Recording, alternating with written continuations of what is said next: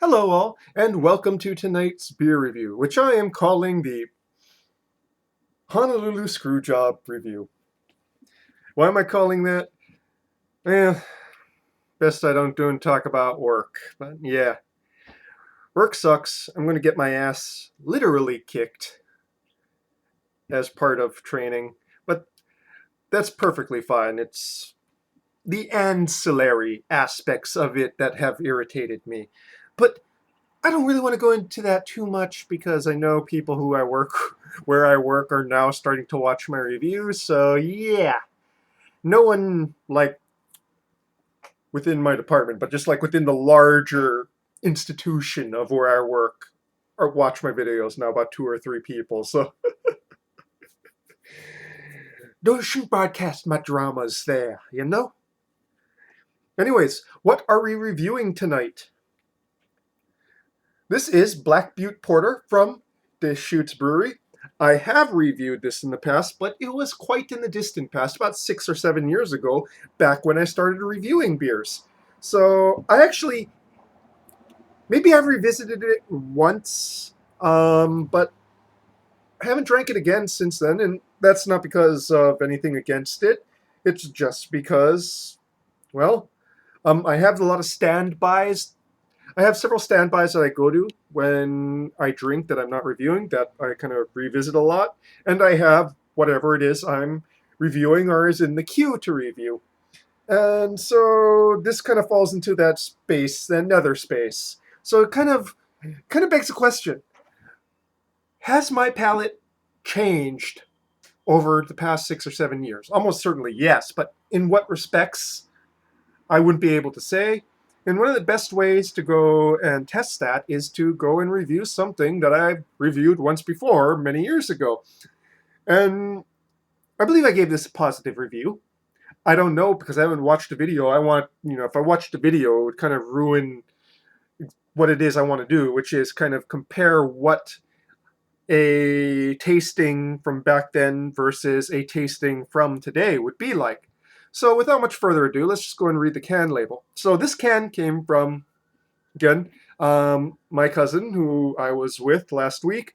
And, he had one in the fridge. He's like, hey, have you reviewed this? And I'm like, oh, a long time ago, I think. He's like, yeah, why don't you go and give it a shot, see what it is, see what you can say about it now, so many years later after not drinking it. So this is 5.5 ABV, 30 IBUs, porter. Let's go and read this. This is the beer that started it all. Named for the iconic Black Butte, towering high above Central Oregon and seen for miles, this surprisingly balanced porter has notes of rich chocolate and coffee and a luscious creaminess and roasted finish. No wonder it's America's favorite. Of course, this is live yeast, so obviously I'm not going to go and pour out the entire can. And this was packaged in February, so pretty fresh. Without much further ado, into the stout glass it goes.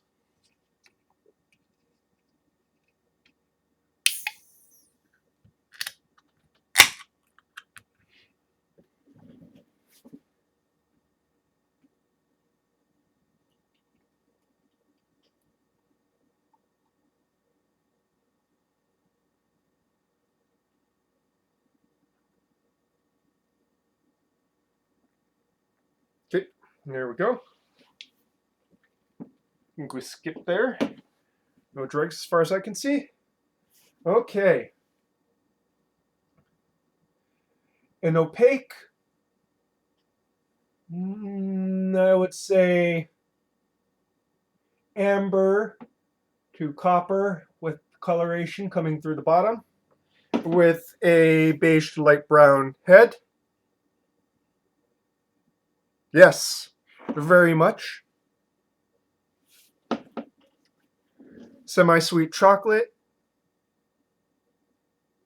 Mild herbaceous notes, probably from the hopping.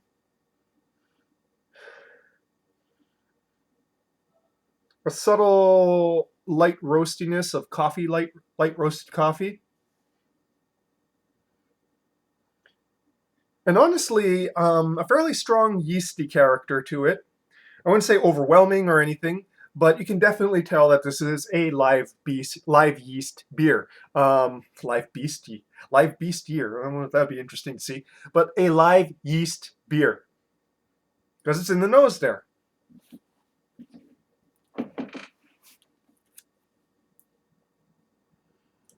And that's something I think that I have developed a discernment for over time is that presence of live yeast in the beer.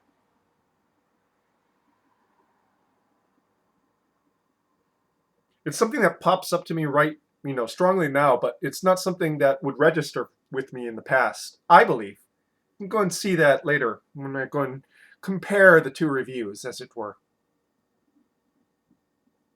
So yeah, bittersweet to sweet milk chocolate almost, but not really a milk character, more just a sweetness to the chocolate smell. Um, like I said, light roasted coffee, more the bean than the actual brew.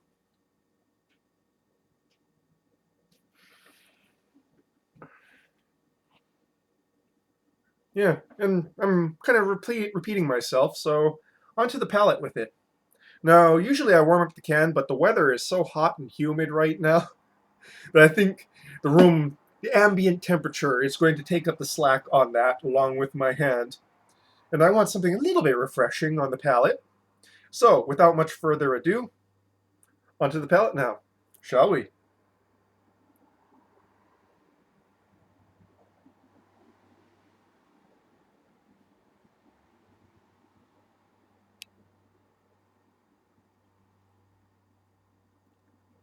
So, a little bit too heavy to be truly refreshing, but expecting a porter to be refreshing is a strange thing. Hmm. A nice, long, but not overwhelming roastiness in the long, a nice roastiness in the long finish there. Almost more of a top note than a palate note that in that length.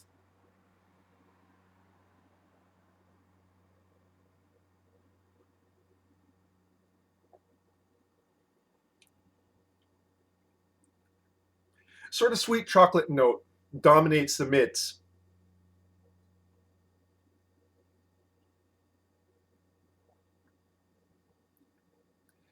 Transitions with a brief flash of hot bitterness.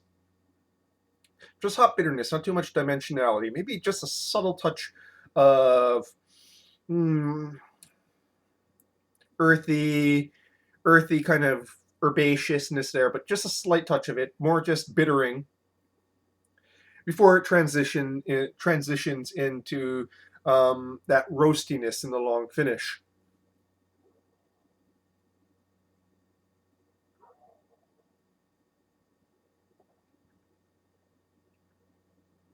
Up front, the carbonation is appropriate for the style, not too much, not too little.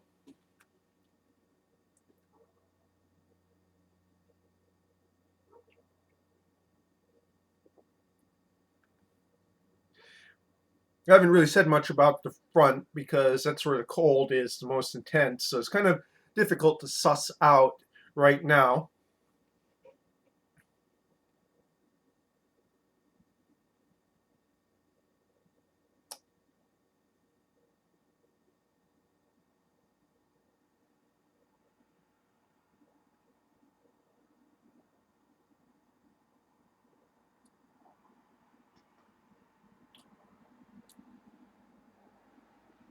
Mm.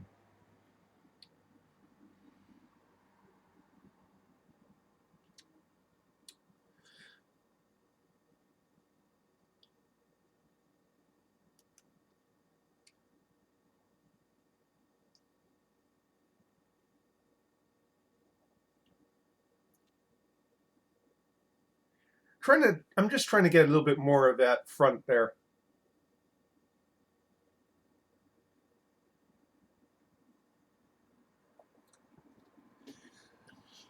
So in the front, that's really only the part where the live yeast character shows up as a top note. It doesn't remain the top note though.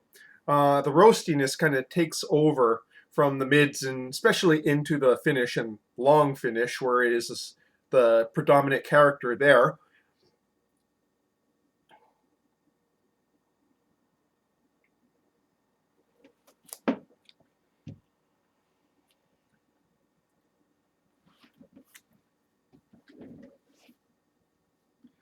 As it warms up, there's a bit more of a coffee note, very light roasted coffee note from the mids into the finish,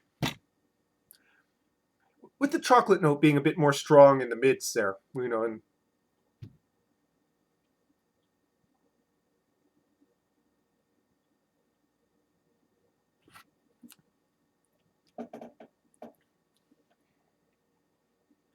but yeah, definitely more of semi-sweet chocolate note up front that becomes sweeter into the mids. And is joined by that light roast coffee note, slight note of hops with more of a bittering effect on the palate, and roastiness into the long finish. Now, what stands out to me with this particular beer is not that it's especially complex. It has all the touchstones of, what a porter should taste like. It doesn't really go out. There's no like stone fruit or um, other notes along those lines. Lots of little nuances. But what flavor profiles what flavor notes that it has in the nose and in the finish are very distinct, transition well. Uh, there's no muddiness in between them. They stand out.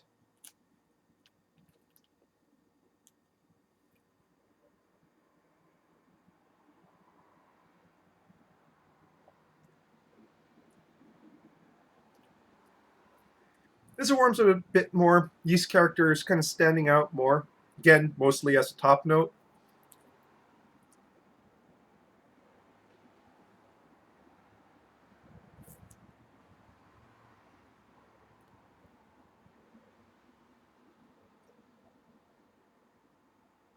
Honestly, this is kind of growing on me.